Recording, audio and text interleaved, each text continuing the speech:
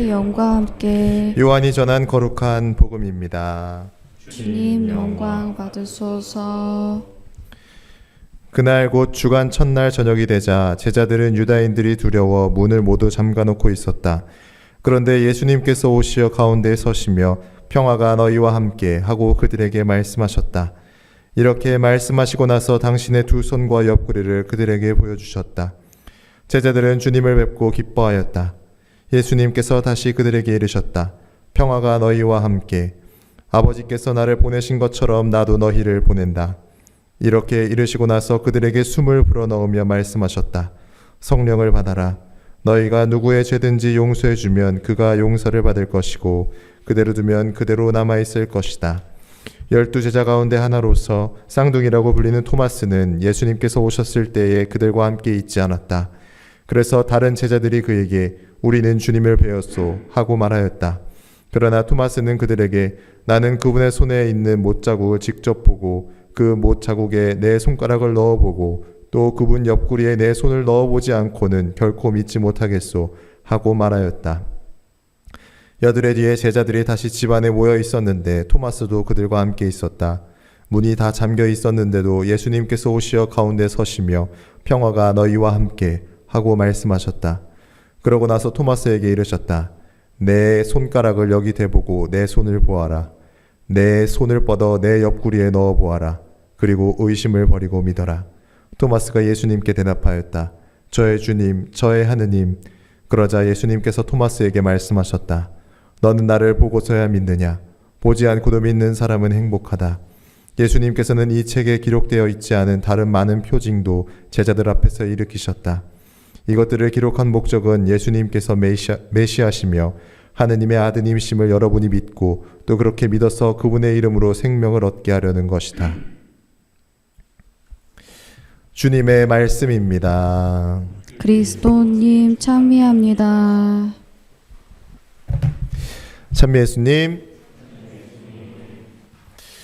네, 오늘은 부활 제2주일이면서 동시에 하느님 자비주일입니다. 왜 하느님 자비주일을 보내는 것일까요? 아마도 매일 미사 앞부분을 잘 봐보시면 그 부활 제2주일에 폴란드 출신 파우스티나 수녀를 언제 시성했을까? 2000년도에 요한 바오로 2세 교황님이 시성하셨기 때문에 하느님 자비주일로 보내게 됩니다. 이 파우스티나 수녀님은 하느님 자비의 임금이라고 소개한 예수님을 만난 것으로 유명하죠. 우리가 잘 알고 있는 예수님 그림으로 자비의 예수님 그림 아시죠? 성화. 잘 아실 겁니다. 그 예수님께 한 손으로는 이렇게 본인의 심장을 가리키면서 이렇게 한 손으로 이렇게 강복하시는 듯한 그 그림 너무나 잘 알고 있죠? 제가 너무나 좋아하는 예수님이어서 신학교 7년 내내 항상 침대 머리맡에 두고 있었던 자비의 예수님입니다. 예수님께서는 당신의 모습을 이 수녀님께 그리라고 하셨고 그 아래에 뭐라고 쓰라고 하셨냐면요. 예수님 저는 당신께 의탁합니다 라고 적으라고 말씀하셨습니다. 그래서 우리가 자비의 예수님이라고 성어를 이제 볼 수 있는 것이죠. 이 예수님의 심장에서 그림에서 보면은 이 붉은 빛과 옅은 빛 하나가 이렇게 퍼져 나오는데 이는 영혼의 생명인 피 그리고 영혼을 의롭게 하는 물을 상징한다고 합니다. 성녀는 이 모습에 대해서 이렇게 여쭤봤는데 예수님께서 이렇게 대답하셨다고 합니다. 그 초상화는 나의 자비가 요구하는 것들이 행동임을 기억시켜 줄 것이다. 다시 한번 말씀드릴게요. 나의 자비가 요구하는 것들이 행동임을 기억시켜 줄 것이다. 왜냐하면 아무리 강한 신앙이라고 할지라도 행동이 없이는 아무 소용이 없기 때문이다. 이렇게 예수님께서 말씀하셨대요. 놀랍지 않습니까? 우리도 하느님의 자비가 온 세상 구석구석을 향하도록 행동하는 신앙인이 되었으면 좋겠습니다. 오늘 복음에서 부활하신 예수님들이 아니죠. 예수님이죠. 예수님께서 제자들을 찾아가십니다. 이 제자들은 무엇을 두려워하고 있다고 했죠? 복음에서 유다인들을 두려워하고 있었습니다. 그러니까 제자들을 찾아서 혹시나 죽일까봐 제자들이 두려웠던 거죠. 그래서 문을 다 걸어 잠그고 있었습니다. 그럼에도 불구하고 예수님께서 그 제자들 가운데 한가운데 서시면서 평화가 너희와 함께 라고 인사하십니다. 이 제자들은 예수님을 만나서 기뻐했다고 하죠. 그런데 안타깝게도 그 자리에 누가 없었냐면 토마스는 있지 않았습니다. 이 제자들이 그래서 토마스한테 가서 얘기합니다. 우리는 주님을 배웠소. 그러자 토마스가 이렇게 말하죠. 나는 그분의 손에 있는 못 자국을 직접 보고 그 못 자국에 내 손가락을 넣어보고 또 그분 옆구리에 내 손을 넣어보지 않고는 결코 믿지 못하겠소. 이렇게 말합니다. 정말 강력한 불신의 표현 아닐까 하는 생각을 해봅니다. 그런데 여드레 뒤에 다시 예수님께서 제자들이 모인 가운데 나타나십니다. 이곳에는 토마스도 있죠.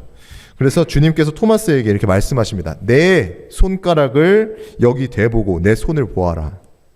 내 손을 뻗어 내 옆구리에 넣어보아라. 그리고 의심을 버리고 믿어라. 그러니까 토마스는 주님께 답합니다. 저의 주님, 저의 하느님. 토마스는 부활하신 주님을 믿지 않았습니다. 그래서 직접 눈으로 보고 만져보아야만 믿을 수 있다고 말했습니다. 하지만 토마스의 말을 잘 기억해 보면요. 토마스가 믿었던 게 있습니다. 뭘 믿었어요? 토마스는 직접 보지 않은 예수님의 죽음은 믿었다. 그렇죠? 그 예수님의 죽음의 현장에 토마스가 없었잖아요. 근데 예수님께서 돌아가신 건 믿었어요. 놀랍지 않습니까? 자기가 보지 않은 걸 믿었다는 거죠. 주님께서 창에 찔렸고 돌아가셨다는 소식을 들었는데 그거를 믿었습니다. 자기가 직접 보고 만져본 건 아닙니다. 그는 예수님께서 돌아가셨다는 사실은 이치에, 우리가 상식적으로 생각해 봤을 때 이치에 맞다라고 해서 믿었지만 부활 사건은 그의 인식에서 이치에 맞는 것이 아니었기 때문에 부활을 믿지 않았습니다. 제가 이렇게 찾아보다가 교부들이 쓴 글들을 찾아보게 되는데 암모니우스 교부는 토마스가 믿지 않은 이유를 이렇게 설명합니다. 그가 이렇게 말한 것은 불신보다 슬픔 때문이었다. 자신이 부활하신 그리스도를 뵐 자격이 없는 자로 여겼기 때문이다. 토마스가 믿지 않은 것은 십자가에 처형된 육신이 되살아났음을 그를 통해 우리 모두가 알게 하시려는 하느님의 계획에 따른 일이었습니다. 라고 말합니다. 주님께서는 부족한 우리의 이해력 수준에 맞춰주십니다. 믿지 않는 토마스의 마음까지도 그 의심을 무장 해제시키기 위해서 다시금 제자들에게 찾아오십니다. 이렇게 다시 찾아오심은 토마스만을 위한 것이 아니었습니다.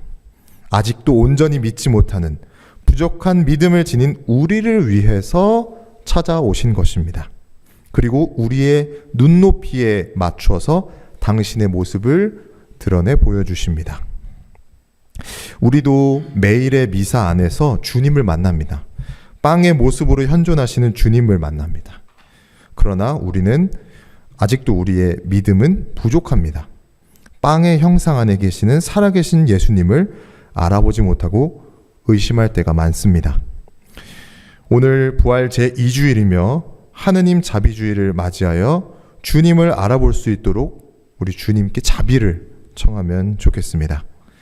당신의 자비로 죽을 몸에서 구원받을 하느님의 자녀로 다시 부활하게 될 것입니다. 예수님, 저는 당신께 의탁합니다. 아멘.